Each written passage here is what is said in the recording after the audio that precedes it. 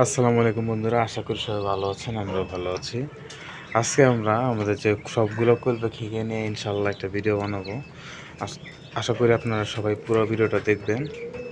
আর প্রথমে আমি শুরু করতেছি, দেখেন আমার যে সবচেয়ে পুরানো যে কোয়েল পাখিগুলো, আমি জানি না এই পাখিগুলো এখন আমার ভয় পায়। আমার বাসায় প্রায় দেড় বছরের উপরে হয়েছে, 2 বছরের কাছাকাছি, কিন্তু ওরা এখনও আমার ভয় পায়। এই দেখেন এখানে কিন্তু একটা নরম একটা মাদি আছে। এই দেখেন এখানে কিন্তু ওরা ওই যে দেখতে পাচ্ছেন, এই যে ওরা কিন্তু একটা ডিম পারছে।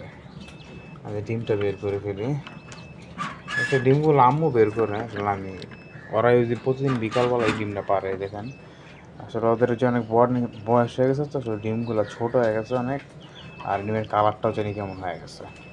মার্শাল্লাহ, দেখতেছে ডিমটা। এই যে আমি ডিমটা আমাদের ডিম যেখানে রাখি এখানে রেখে দিলাম। এই যে আরেকটাও ডিম পারছিল নিচেরগুলো হয়তো। আর এখন আমরা নিচেরগুলোকে দেখবো।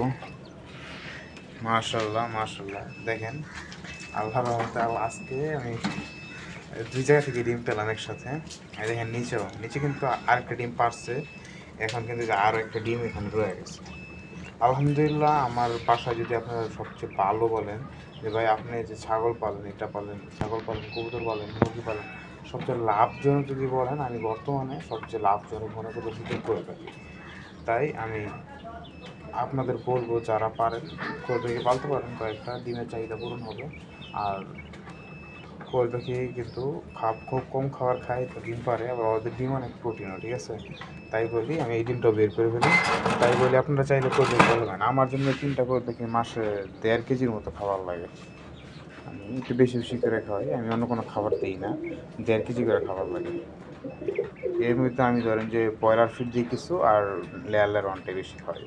আর আমি মনে করি যে কোয়েল পাখি পালনটা বর্তমানে লাভজনক। আপনারা যারা পালতে চান পালতে পারেন, ঠিক আছে?